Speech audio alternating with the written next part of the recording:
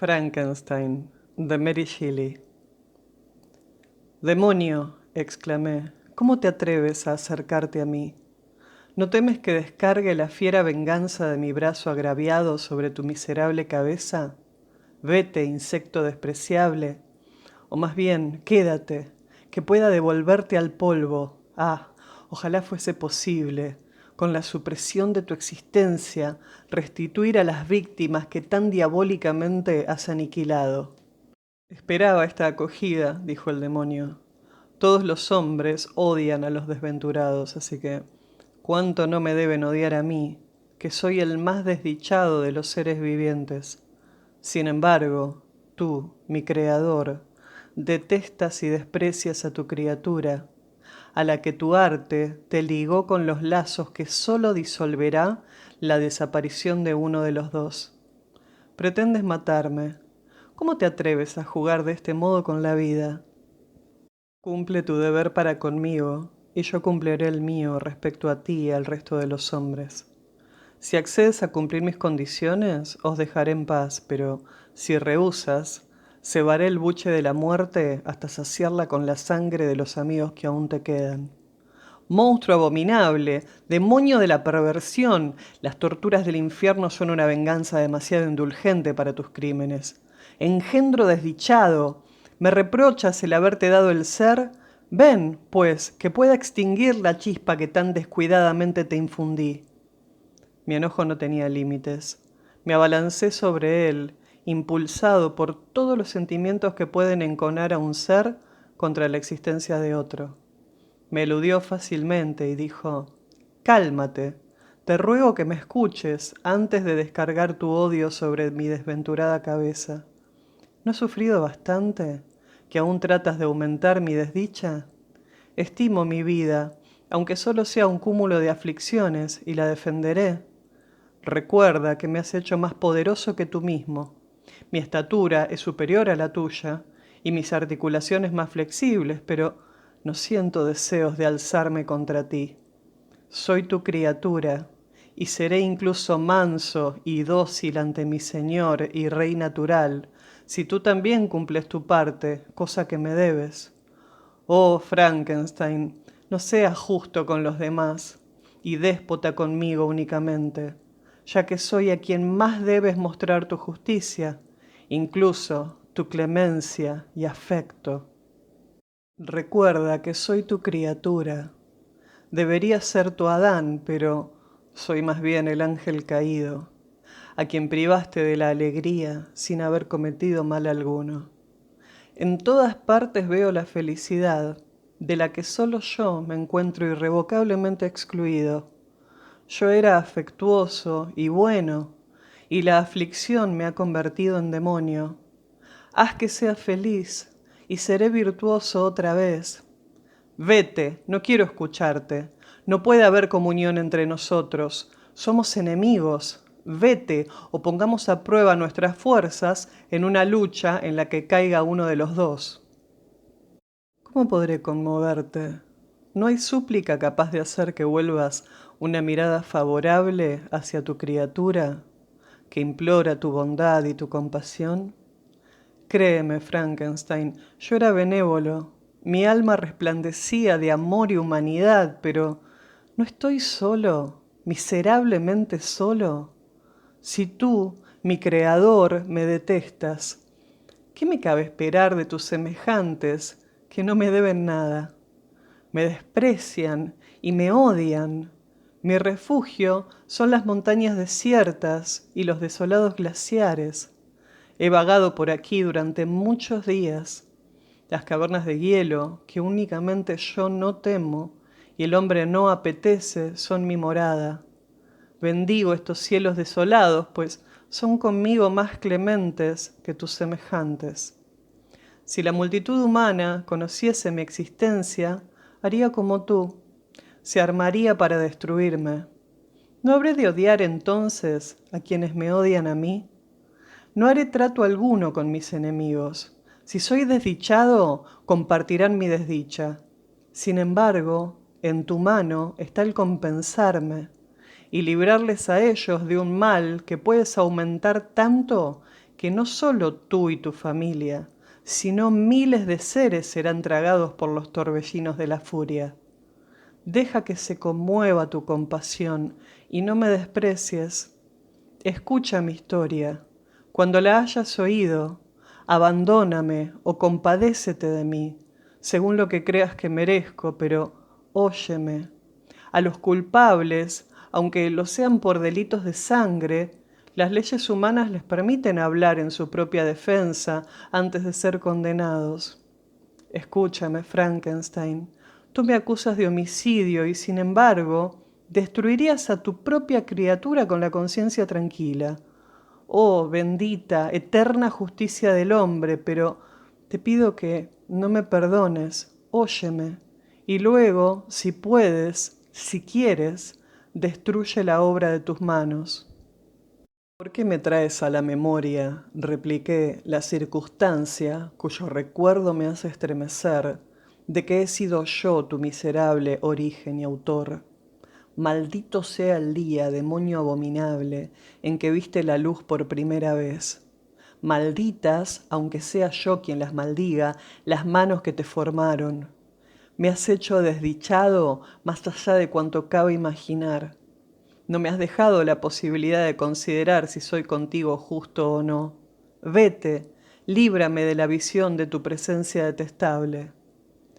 Entonces te libro de ella, mi creador, dijo, y me puso sus odiosas manos ante los ojos, que yo aparté con violencia. Quitaré de tu vista una imagen que aborreces. Sin embargo, ¿no puedes escucharme y concederme tu compasión?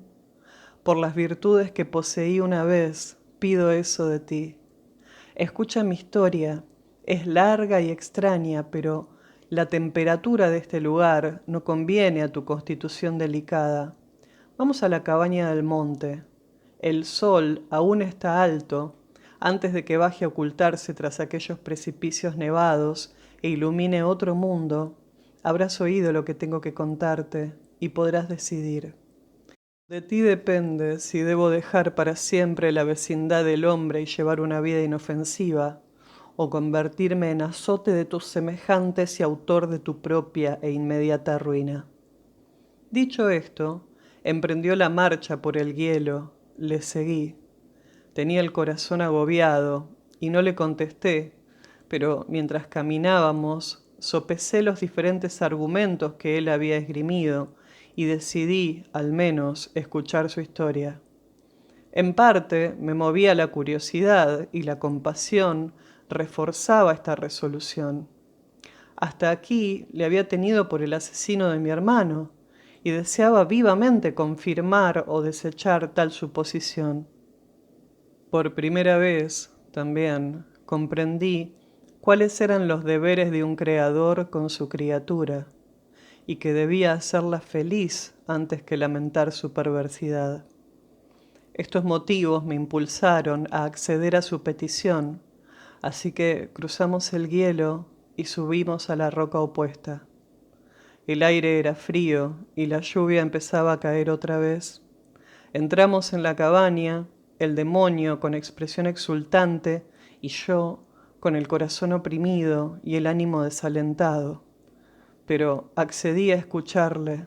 Me senté junto al fuego que mi odioso compañero había encendido y él empezó de este modo su relato. Apenas recuerdo los primeros momentos de mi vida. Todos los acontecimientos de ese periodo me resultan confusos e indistintos. Una extraña multitud de sensaciones se apoderó de mí. Veía, tocaba, oía y olía al mismo tiempo, y tardé mucho, efectivamente, en aprender a diferenciar las funciones de mis distintos sentidos. Recuerdo que una luz me iba oprimiendo cada vez más los nervios, hasta que me vi obligado a cerrar los ojos. Entonces me envolvió la oscuridad y me turbó, pero apenas había experimentado esto, abrí los ojos, supongo yo ahora, y me inundó la luz otra vez. Creo que caminé y descendí, pero poco después tuve conciencia de un gran cambio en mis sensaciones. Antes me habían rodeado cuerpos oscuros y opacos, insensibles al tacto y la vista, pero ahora descubrí que podía moverme en libertad, sin que hubiese obstáculos que no pudiese superar o evitar. La luz se hizo cada vez más opresiva y como el calor me fatigaba al caminar, busqué un sitio en sombra donde poder cobijarme. Lo encontré en el bosque próximo a Ingolstadt. Me tumbé junto a un arroyo a descansar mi fatiga hasta que me sentí acuciado por el hambre y la sed. Esto me despertó del estado casi letárgico en que estaba y comí algunas bayas que colgaban de los árboles o yacían en el suelo. Apagué la sed en el arroyo, me eché después y el sueño me venció.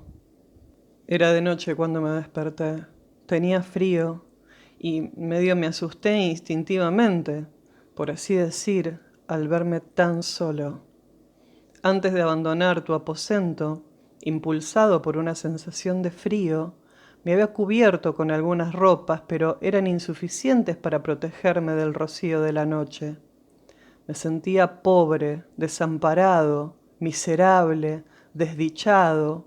No sabía ni podía distinguir nada, pero un sentimiento de dolor me invadió por completo. Me senté y lloré. Al poco tiempo surgió en los cielos una luz que me produjo una sensación placentera.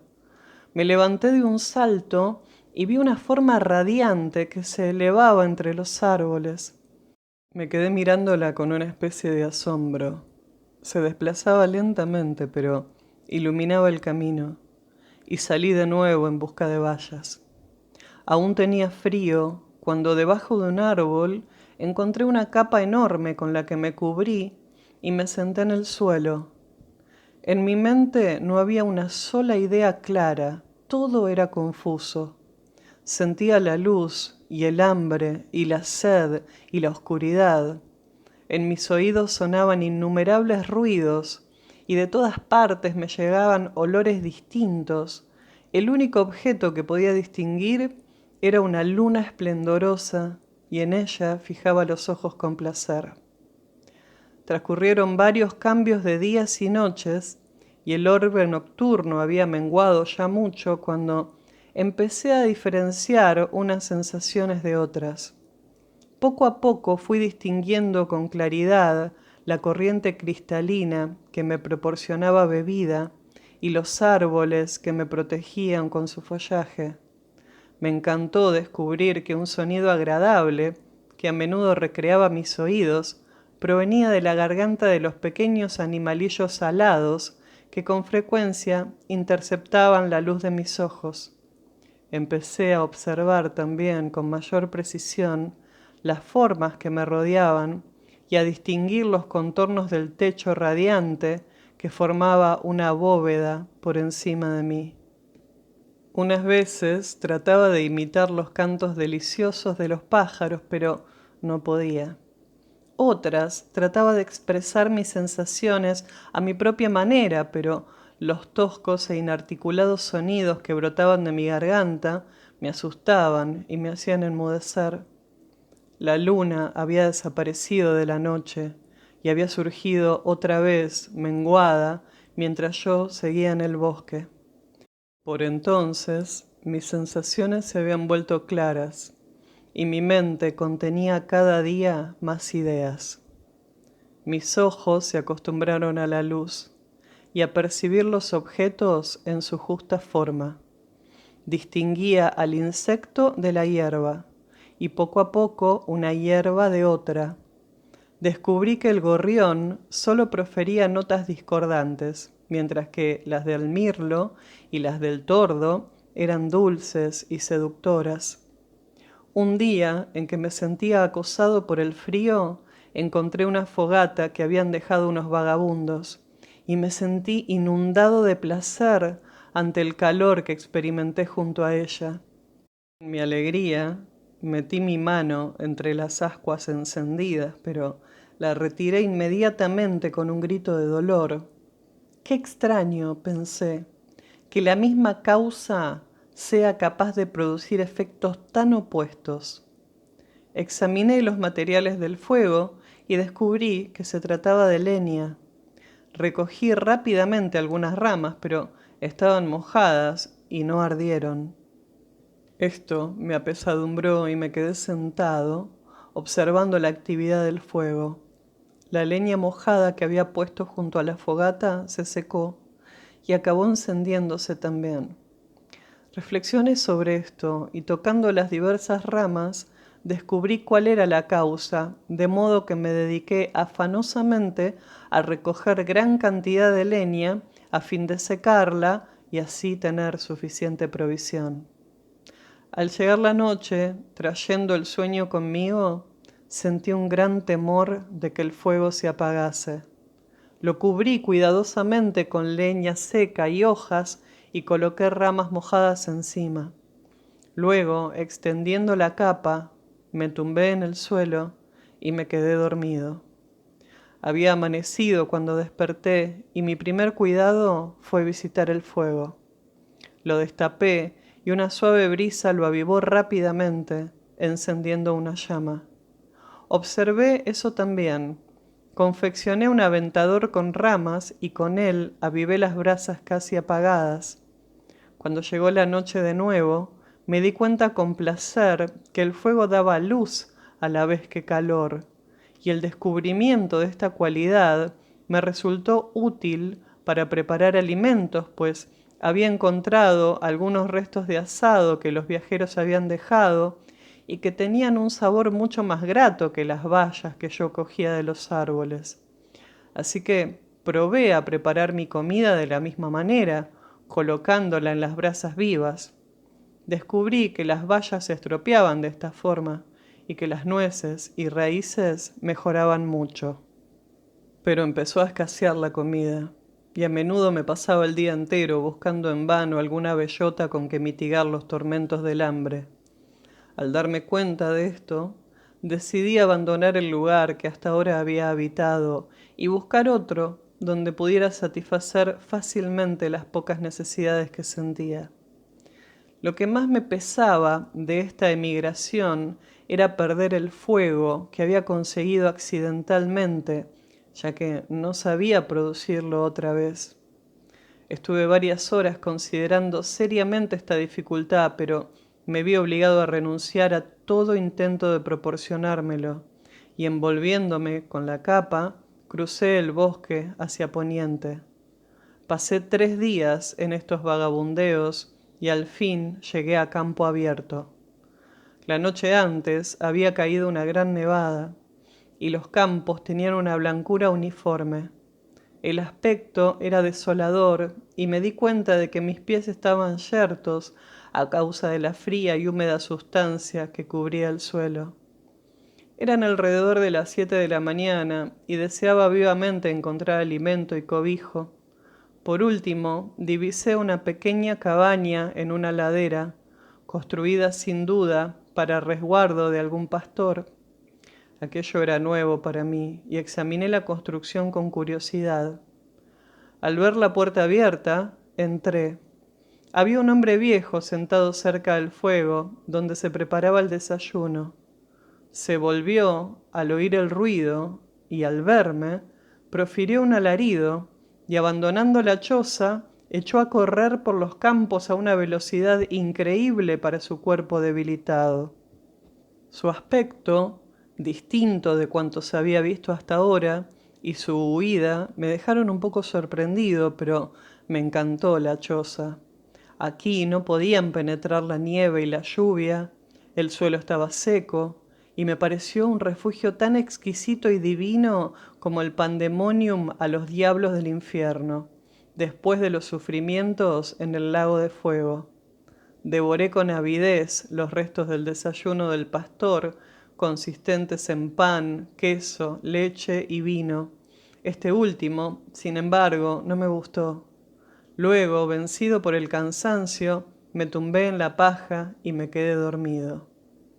Era mediodía cuando desperté, y animado por el calor del sol, que brillaba radiante en la blancura del suelo, decidí reanudar mi camino. Me guardé las sobras del desayuno del pastor en un zurrón que había encontrado y seguí recorriendo los campos durante horas hasta el atardecer en que llegué a un pueblo. ¡Qué milagro me pareció! Las cabañas, las casitas de campo, más cuidadas, y los edificios solemnes provocaron sucesivamente mi admiración. Las hortalizas de los huertos, la leche y el queso que vi en las ventanas de algunas casas me despertaron el apetito.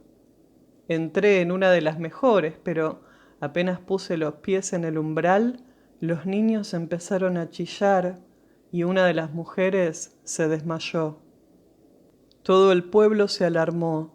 Unos huyeron, otros me atacaron, hasta que, gravemente magullado por las piedras y muchas otras clases de proyectiles, escapé a campo abierto y me refugié asustado en un bajo cobertizo, completamente vacío y de aspecto miserable, después de los palacios que había visto en el pueblo.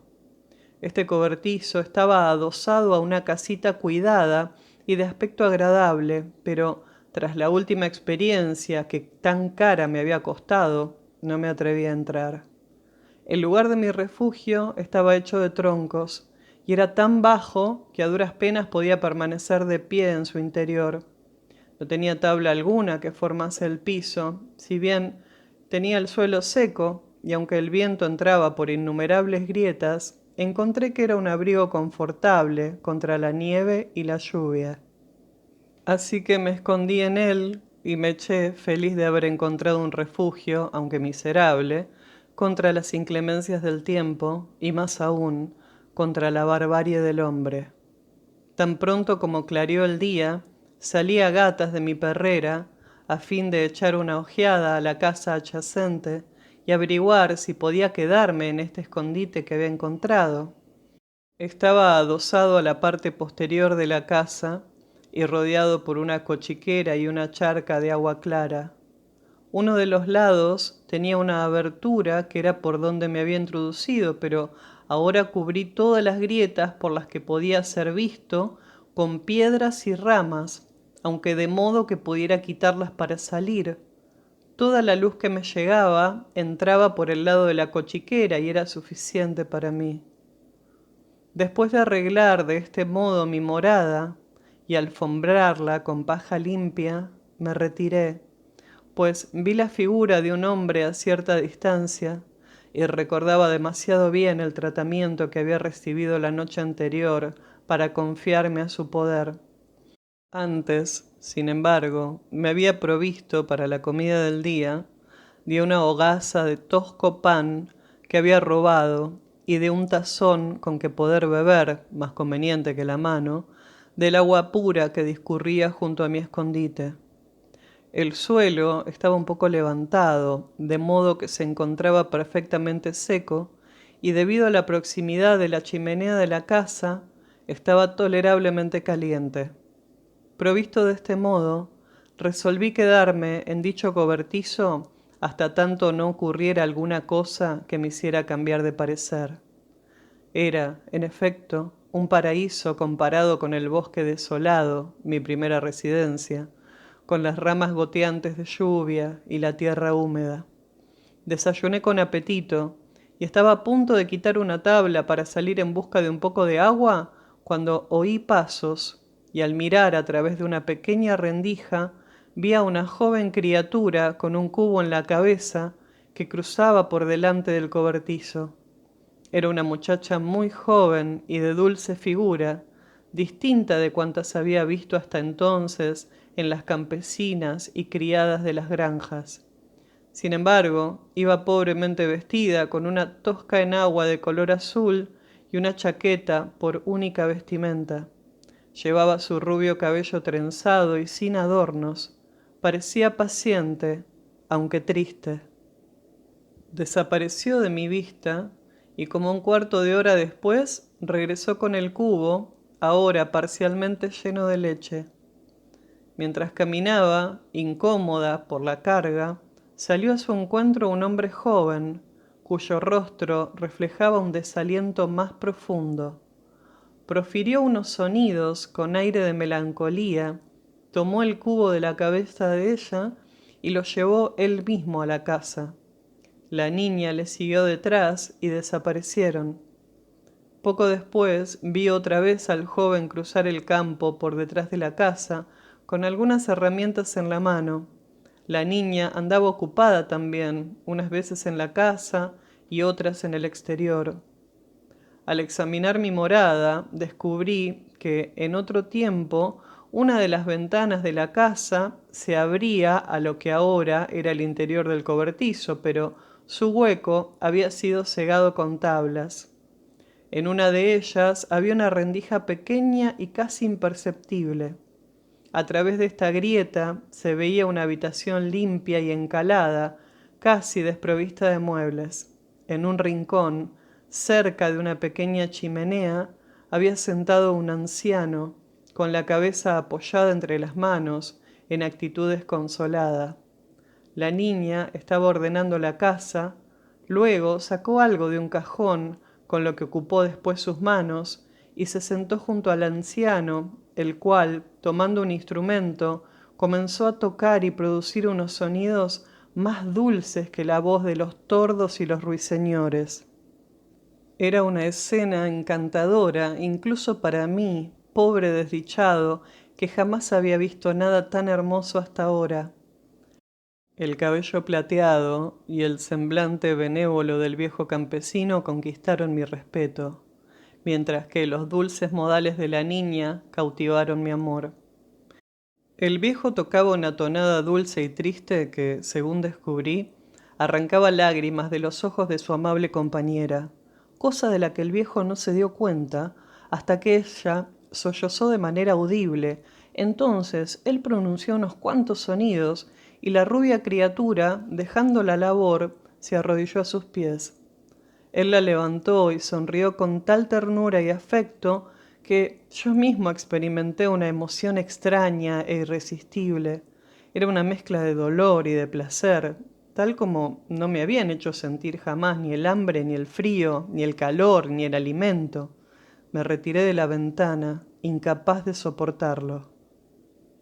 Poco después regresó el joven, que llevaba al hombro una carga de leña.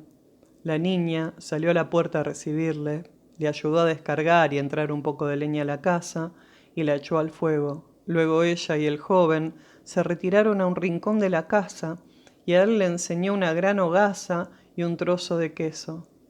Ella pareció alegrarse y salió al huerto a coger unas cuantas raíces y plantas, las metió en el agua y luego las puso al fuego. Después volvió a coger su labor y el joven salió al huerto y se dedicó afanosamente a cavar y extraer raíces. Después de trabajar de este modo, alrededor de 1 hora, la joven fue a buscarle y entraron juntos en la casa. El viejo, entretanto, había permanecido pensativo, pero al aparecer sus compañeros, adoptó un aire más alegre y se sentaron a comer. Terminaron enseguida. La joven se dedicó otra vez a ordenar, el anciano salió a pasear unos minutos al sol por delante de la casa, apoyado en el brazo del joven. Nada podía superar en belleza el contraste entre estos dos seres excelentes.